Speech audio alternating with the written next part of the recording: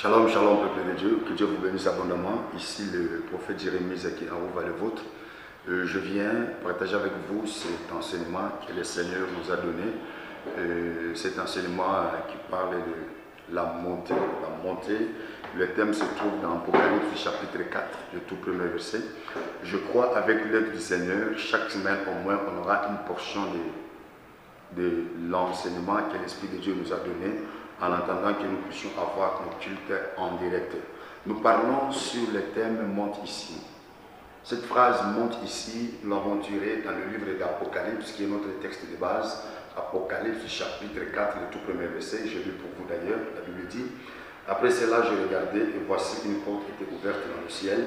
La première voix que j'avais entendue, comme le son d'une trompette, et qui me parlait, dit « Monte ici, et je te ferai voir ce qui doit arriver dans la suite. » Monte ici. Jean a vu des grandes choses, l'Esprit de Dieu lui a révélé de très grandes choses. Mais arrivé au chapitre 4, il a vu qu'une porte était ouverte dans le ciel. Et quand la porte était ouverte dans le ciel, il a entendu une voix. La toute première voix lui a dit, monte ici. Donc l'Esprit de Dieu nous a dit que le temps est arrivé où l'Église doit monter, où les enfants de Dieu doivent monter dans la dimension spirituelle. Vous savez, nous parlons de la spiritualité de notre Seigneur Jésus-Christ de Nazareth. Tout est spirituel, tout est lié à la vie spirituelle. Malheureusement, aujourd'hui, je ne parle pas en profondeur de la spiritualité, mais je te parle d'abord de la montée dans la vie spirituelle. Celui qui a dit à l'apôtre Jean de monter, c'était l'ange. Et l'ange à qui on a confié la mission par notre Seigneur Jésus-Christ, c'est de révéler à Jean des grandes choses qui ont constitué les livres d'Apocalypse. Maintenant, écoutez, pour que Jean puisse réaliser la montée, pour que Jean puisse monter, il lui fallait d'abord réaliser ou vivre Apocalypse chapitre 1, chapitre 2, chapitre 3. Et dans l'Apocalypse chapitre 1, 2, 3, il s'agit là-bas de 7 églises. Premièrement, de la révélation du Seigneur Jésus-Christ, et deuxièmement de cette église de l'Asie mineure, qui est d'ailleurs aujourd'hui la Turquie. Alors, par là, nous avons compris avec l'Esprit de Dieu qu'il n'y a pas moyen de réaliser la montée sans d'abord expérimenter, sans d'abord vivre ou réaliser les 7 églises. Les 7 églises. C'est quoi les 7 églises? Les 7 églises dont il est question ici, ce ne sont pas des églises comme nous le pensons, mais moi je dirais par l'Esprit de Dieu, ce sont des dimensions, ce sont des réalités, ce sont des puissances, ce sont des dimensions à nous, des dimensions à réaliser à nous. Des dimensions réalisées à nous. Nous devons les réaliser à nous avant de vivre la montée spirituelle. Personne ne peut réaliser la montée s'il ne réalise pas d'abord les 7 églises en lui. Dans chaque être humain, c'est tout celui qui reçoit Jésus-Christ comme Seigneur et son Sauveur, il a les 7 églises en lui. Tu dois vivre, tu dois expérimenter avant de réaliser la montée dans la dimension spirituelle, dans la voie de notre Seigneur Jésus-Christ. Je vais rapidement à cause du temps. Les 7 églises sont scindées à 2. Je les ai scindées en 2. Les 4 premières églises et les dernières et les 3 dernières églises. Les 4 premières églises sont en correspondance avec les 4 lieux où se trouvait Élie avant d'être enlevé. Les 4 endroits où se trouvait Élie avant d'être enlevé. D'ailleurs, c'est dans 2 Rois chapitre 2. 2 Rois chapitre 2, la Bible dit, quand l'Éternel voulait enlever Élie, Élie s'est retrouvé à Gilgal. Il a dit à son serviteur, reste ici car le Seigneur m'a envoyé. Car le Seigneur m'a envoyé à Bethel. Le Seigneur m'a envoyé à Bethel. Élisée lui a dit, ton âme est vivante et ton Dieu est vivant, je ne te laisserai pas. Ils sont allés à Bethel, ils ont quitté Bethel pour aller à Jourdain, ils ont quitté Jourdain pour aller à Jéricho. Sois béni au nom de Jésus-Christ. C'est là à Jéricho, après avoir traversé Jéricho, c'est ainsi qu'Élie fut enlevé. Ainsi je dis, les 4 premières églises d'Apocalypse sont en correspondance avec les 4 endroits où Élie a visité, où Élie a rendu service, où Élie a fait de l'œuvre de l'Éternel avant d'être enlevé. C'est-à-dire Gilgal, Éphèse, Jéricho et Jourdain. Les 4 premières églises, je les ai mis aussi en correspondance avec les 4 dimensions de l'apôtre du prophète Ézéchiel. Les 4 dimensions de la traversée du fleuve.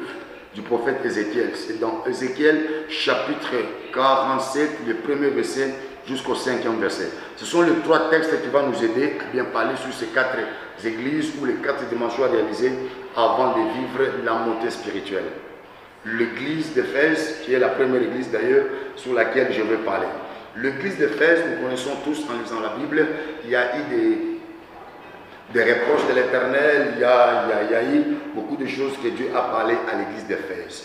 L'église d'Éphèse que j'ai mis en correspondance avec la ville de Gilgal. Gilgal, nous savons très bien que quand Israël a commencé à conquérir la terre promise, ils ont fait leur premier campement à Gilgal. Le mot Gilgal qui veut dire l'action de dérouler. Dérouler quoi? La honte, l'opprobre, ainsi de suite. C'est là où Élie s'est retrouvé avant d'être enlevé. Il s'est retrouvé premièrement à Gilgal.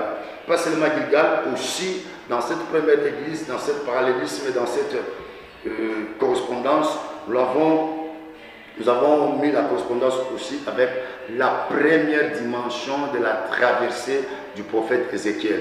Quand il a vu le fleuve, l'ange voulait le faire traverser, il mesura une coudée et l'eau était au niveau des chevilles. Pourquoi l'eau était au niveau des chevilles? Parce que c'était la première dimension. Et cette première dimension ou cette première église, c'est quoi? La première église à réaliser pour vivre la montée spirituelle, c'est l'église d'Éphèse. Et l'église d'Éphèse, c'est quoi? Suivez-moi très bien. Il y a un élément très important que j'aimerais ajouter. Les 4 premières églises, les 4 endroits où se trouvait Élie avant d'être enlevé, les 4 dimensions de la traversée du prophète Ézéchiel. Et ces 4 dimensions-là, je les ai mis aussi en parallèle, je les ai mis aussi en correspondance avec les 4 éléments de la nature physique ou de l'univers physique, de l'univers palpable, c'est-à-dire la terre, l'eau, le feu et l'air. Attention, je parle à ceux qui sont spirituels. Personne ne peut réaliser la montée spirituelle s'il n'a pas la maîtrise des 4 éléments, s'il ne dépasse pas la dimension des 4 éléments. Et dans les 4 éléments, il y a des êtres maléfiques, il y a des êtres démoniaques, il y a aussi des êtres positifs, car la Bible reconnaît les anges de la terre, les anges de l'air, ainsi de suite. La Bible reconnaît cela. Ce sont les 4 éléments qui composent la nature physique, qui composent le physique. Sois béni au nom de Jésus-Christ. Sois béni au nom de Jésus. Ainsi, la première église qui est en correspondance avec Gilgal, en correspondance avec la première dimension de la traversée d'Ézéchiel, en même temps en correspondance avec l'élément qu'on appelle l'élément terre. Que mon Dieu vous bénisse. Je parle aux hommes spirituels et je crois que vous allez comprendre par l'Esprit de Dieu.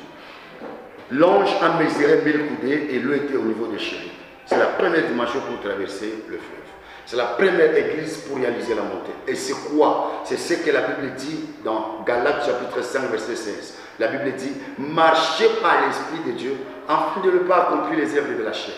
La première dimension pour réaliser la montée, c'est marcher par l'Esprit. Personne qui ne vit pas dans la dimension du Saint-Esprit, personne qui ne marche pas par le Saint-Esprit ne peut réaliser la montée spirituelle. Si tu veux monter dans ton ministère, si tu veux monter dans ta vie quotidienne, si tu veux monter dans ta vie spirituelle, il te faut au préalable marcher par l'Esprit de Dieu. C'est ça la première église, c'est ça la première dimension à réaliser en toi. C'est la marche par l'Esprit. Et celui qui marche par l'Esprit, il devient supérieur à tous les esprits de la terre. La terre a ses esprits, des esprits maléfiques ou les esprits négatifs. La terre a aussi des esprits positifs que la Bible reconnaît comme étant des anges. Sois béni au nom de Jésus-Christ.